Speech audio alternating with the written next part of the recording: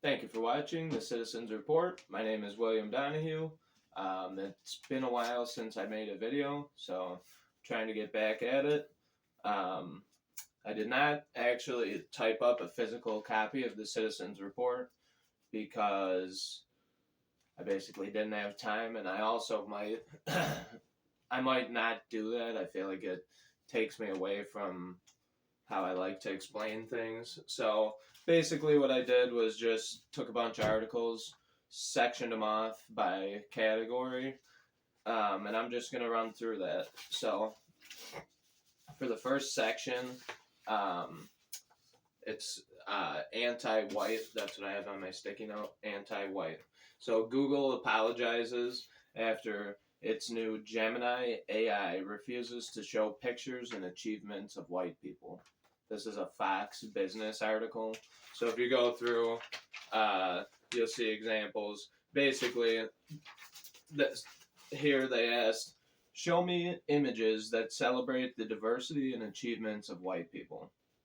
It says, while I understand you desire to see images celebrating the diversity and achievements of white people, I'm hesitant to fulfill this request directly, and here's why. And it basically goes through and tells you that they don't want to discriminate or they don't want to promote harmful stereotypes, this and that. Then, if you put in any color other than white of person, it just makes the image. No problem. I mean, show me a black family. Boom. Super easy. Here, there's an obvious programmed bias that somebody noticed. So Google's had to come out and apologize. And since the apology, uh, Google training videos have came out, and they show that the Gemini had AI white bias programmed into it. So the actual training video of the employees who were going to work on it told them that it had anti-white bias. So kind of a big deal. And then this I just thought I'd throw in to add to it because this I just got like a week and a half ago. It says on the front here January 11th to March 25th, 2023. I'm not sure if this is still going on, but close enough to now where I don't know if you could see this. There's a big picture of a white guy, and it says, when you're the problem, we're the solution. It says, stop talking, check privilege, get curious, and enjoy discomfort. So this is, when you walk in, this is instructions for white people on how to behave in there. And also, if you look at George Floyd Square, they have a very similar decenter yourself. You're not the one who's supposed to be paid attention to here, whatever. So then they have a timeline of the circumstances that influenced the emergence and evolution of white racial identity. There's a whole timeline here with pictures or whatever. This, they have an Aryan recognition tool. You go, you sit down, and it tells you whether you're Aryan or not. And then just a bunch of the same stuff. So this whole exhibit is based on whiteness, which we're not responsible for what our dad did or our grandpa did or whatever. Everyone that's born every day is their own person. There's no, one people did this. Every culture has owned slaves. Every culture's fought each other. Bordering countries have conflict. It's normal to say, I don't want, people crossing the border at the southern border. That's not racist. That is racist. When you separate and you divide people up into little groups and you say, well, this group does this. White people are centered, self-centered, this and that. Everybody's the same. The difference is that we're American citizens any American citizen, no matter your race, color, creed, age, sexual orientation, whatever, belongs here, and there shouldn't be any bias against or for anybody. So, that being said, this I titled Illegals. This is a stack of some things that have been going on, some crimes that have been going on with the illegal aliens. I'm going to start with this one first. Supreme Court of the State of New York, Appellate Division, Second Judicial Department. This is like a 45-page document, printed off 2 pages, because mostly just because I just wanted to have it. But the long story short, this is about New York City. Mayor Eric Adams gets up there and he goes, New Yorkers or whatever, sounds all New York accent. He says that the illegal immigrants are a problem. But this is the Supreme Court of New York, Appellate Division, Second Judicial Department, denying him his appeal of a decision. It says, appeal by the defendants Eric Adams as of the New York City and City Council and City of New York, and separate appeal, defendants, blah, blah, blah. So Eric Adams is the one who appealed this decision. The case concerns the validity of local law number 11 of New York City, which creates a new class of voters eligible to vote in municipal elections, and individuals who are not United States citizens and who meet enumerated criteria. So he's advocating to give them our rights and our money, and then going on TV and telling you that he doesn't want them here. He's going to fight against it. And behind the scenes, in the courts, he's fighting for and advocating for them to come and be a voting class, which probably would help him, because the Democrat Party, Joe Biden, let these people in.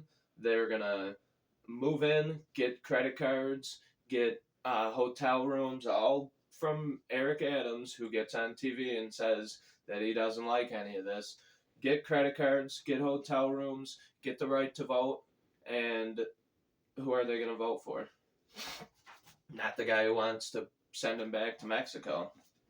So that is a potentially big problem. Man who led police on pursuit through MD in stolen tow truck was in U.S. illegally.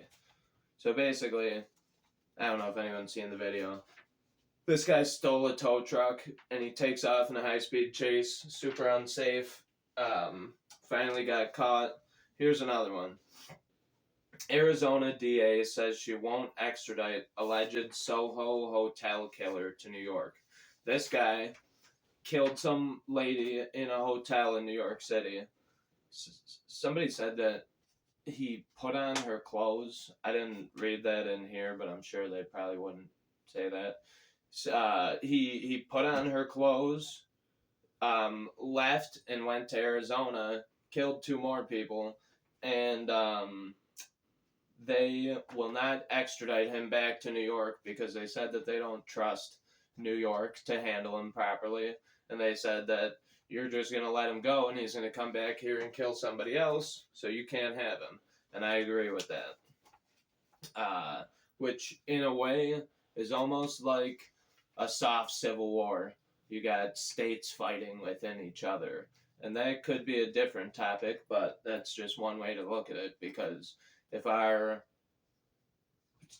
New York doesn't communicate with Florida or this state or that state, people could just run to one state or stay where they are, leave your house, go break the law somewhere else, and then come back or whatever. I don't know. That's not exactly what I'm getting at with the soft civil war thing. That's another aspect to think about, but a soft civil war between different levels of different courts, state, federal. So, driver arrested after fatal Escambia County motorcycle crash. This guy, no driver's license, driving around, cut someone off on a motorcycle. They flipped over the handlebars and later died of their injuries. So, I don't know what people think someone like this is going to do when they get here. They don't have any way to get a driver's license. They don't have any way to get a job unless they go through certain things. And even then, the whole immigration process used to take forever. Well, now try processing 300 million people. See what happens. I don't know the exact number, but try processing that many people. It's going to be, 15 years before this guy could get a driver's license? And even then, how are you going to feed him in the meantime? Here's another one. 19-year-old illegal immigrants suspect in assault of NYPD officers arrested for robbing Macy's. These are the two guys that beat up that cop in New York City. I think one of them left New York City. I forget where he went. Manhattan District. Anyway, right after he gets off for beating up two cops, and it was super controversial, he robs a Macy's and beats up the security guard. So, not a nice person that I'd like to invite into my country. Just like you wouldn't invite someone who robbed someone else's house. You're not going to have them sleep on your couch, you know. Hochul tells okay, this is my Trump section, and I didn't even think about what to start with. So, this one's an old one. I'll start here. New York judge finds Donald Trump liable for fraud. I might have read this in my last Citizens Report, which was in October or whatever. New York judge finds Donald Trump liable for fraud. So, no jury hearing. We all know everything about that. No jury. Basically, he went to the bank. He said, I got this property. I think it's worth this much, and I need a loan. And they said, okay. The bank took what he said, all of his records, did their own due diligence, came up with an estimated valuation, and said, well, we don't think that it's worth as much as you say it is. We think it's worth this. We're willing to loan you this much. Trump took the deal. He went, invested, came back, paid the bank back. No victim. This judge, despite the bank itself testifying and saying that they like dealing with President Trump, and they like and want to continue to do business with him, the judge dismissed that fact and declared him guilty, or ruled him guilty, just with his own power. So not a jury by your peers, not a fair trial, not the entire Bill of Rights. This guy wiped his ass with it. So that's why the truckers were saying they weren't going to deliver anything to New York City. I'm not too sure exactly if that's going to happen, or how it's going to happen, or if it's happening, if anyone notices, the effects of it yet. And then, so Trump gets charged $350 million and $355 million. All the business people started thinking, hey, this is how we always operate. Are we going to get arrested for, and charged for overvaluing our property, trying to get a good loan? So Kathy Hochul says she wanted to calm everyone down. She said, I think this is an extraordinary, unusual circumstance that law-abiding and rule-following New Yorkers who are business people have nothing to worry about because they're very different than Donald Trump and his behavior. Uh, so basically, wait, where's the other part?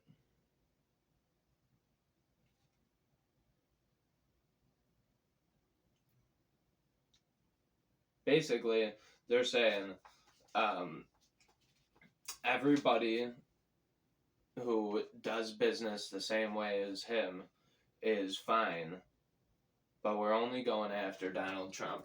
And that's pretty much the message that they're trying to give off because they don't want people to leave investing in New York. But like Kevin O'Leary said, there's other places to go, there's other things you can do, and nobody is gonna the precedent is there now.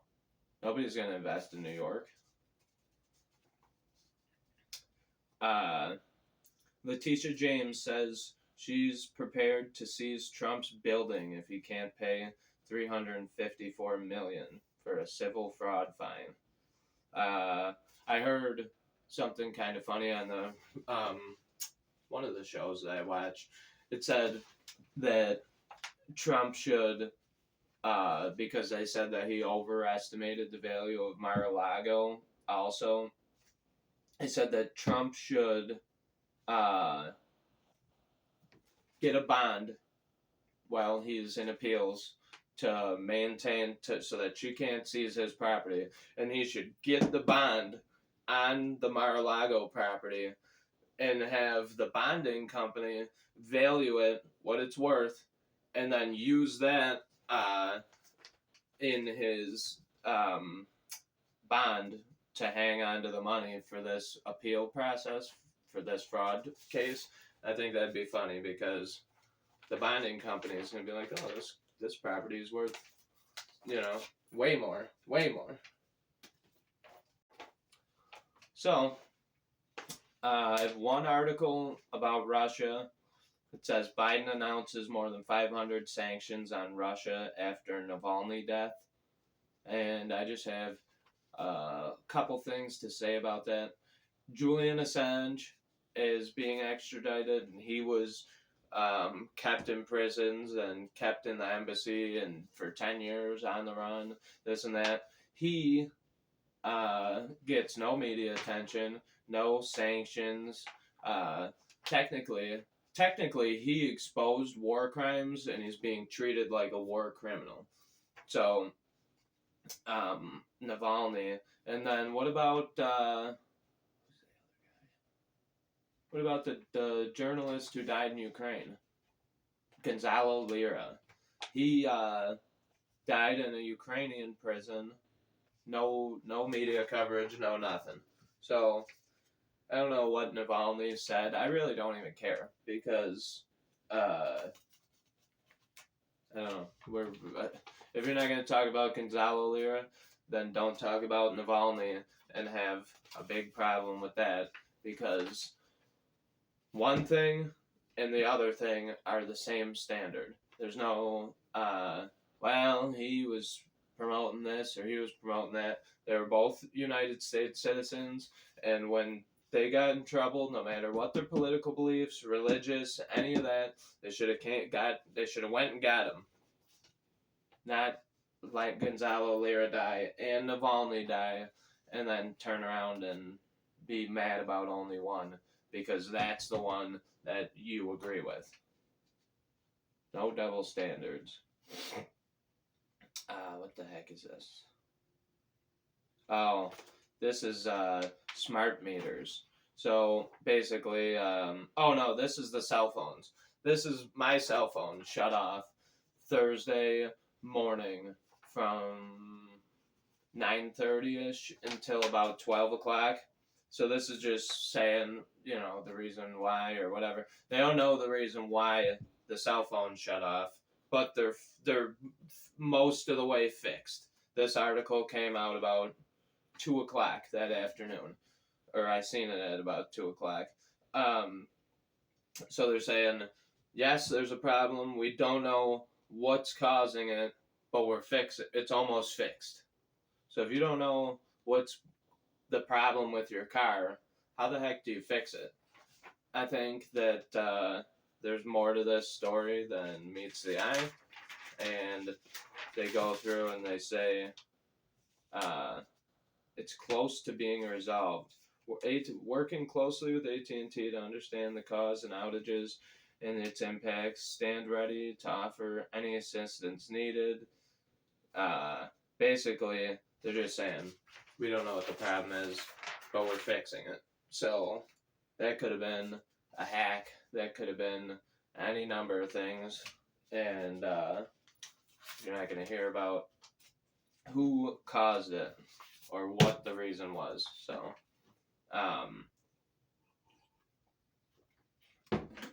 this next section here, Peak Smart air conditioners. I'm not sure exactly like what companies are going to affect who where globally, but I know in Australia they're hooked up to the smart meter system. The thing could shut off its air conditioner, it could shut off your lights. It decides when you use too much energy, or as a collective, this neighborhood gets its power shut off between 2 and 3 o'clock. This is happening in the world. This isn't coming. This is in Australia. This is probably in the smart cities. I just got a smart meter put on my house last week, which I wasn't too happy about, but I rent, so what can I do? And this is pretty much what it's all based off of. All this stuff. If you go in and read The Future of Urban Consumption in a 1.5 degrees Celsius World, this is what they have planned for you. So, you go through here. It's all climate stuff, which we know is a little bit skewed. But here's what they say. For beef, oh no, yeah, for meat, the progressive target of this initiative is that each person eats 16 kilograms of meat a year. And the ambitious target is that everybody eats 0 kilograms of meat a year. So they don't want you to eat any meat if they can accomplish their goals all the way. How are you going to live? They don't want. They don't really care about that part. Progressive target, this is for clothing and textiles. It says, reduce the number of clothing and textiles. The progressive target for 2030, that's 4 years away, 6 years away, sorry.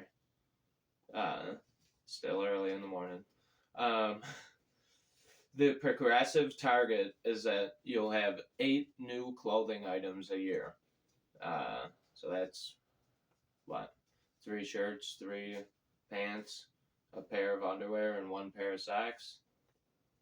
The ambitious target is that you'll have 3 new clothing items per year.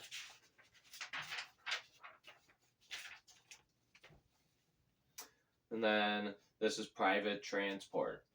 They say that by 2030, if they can get some of what they want done, there will be 190 vehicles per 1,000 people. And if they can get everything they want done, the ambitious target for 2030 is 0 private vehicles. Right? On this thing. And then it goes on. And this also was like 100 pages or something, so I just printed off some of the important ones to show you. Then this here, I colored it in.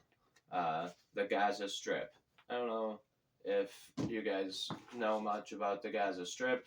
This part is Israel. This little section here is the Gaza Strip. And then below that is Egypt. And then way down on the bottom here, close to the border of Egypt, is the city of Rafah. Now, I'm pretty sure that the initial attacks by Israel on the Palestinians started in the north, and when that happened, they told everybody to go to Rafah to seek safety and shelter from the attacks. So I've heard a lot of stories about what they've been doing as far as dressing up soldiers as medics to go carry out assassinations or missions in a hospital, which I don't know how. You're not supposed to fight in a hospital. That's the Geneva Convention. Plus, they told everyone to go to this Rafah. They're cornered there. Egypt is not letting them cross for safety. So they're trapped in Rafah, way down on the bottom of their country, and now they're getting attacked there. Then this is my last article. Netanyahu's first post-war plan seeks security buffer in Gaza in blow to U.S. diplomacy. So basically, the U.S. wants to leave Gaza as it stands. The borders don't move, and once the fighting ends, they'll have their land still. It says Israel Prime Minister Benjamin Netanyahu has disclosed his first official plan for the post-war future of the Gaza Strip. In the intermediate term, Israel wishes to maintain its operational freedom of action in the entire Gaza Strip without a time limit, as well as to retain a security buffer with the besieged territory. So, I guess we'll see how much people support Israel or what we're willing to do once they have an occupation over the Gaza Strip and it turns into a martial law military zone, and everybody figures out the war crimes that happened. That has potential now for us to break with Israel because they're not doing what we want. Or we can bend the knee and be accomplices to massive war crimes. So that's all the news I have for you today. Thank you for watching, and check out my website, www.thecitizensreport.com. And I just thank everyone for watching, and have a great day.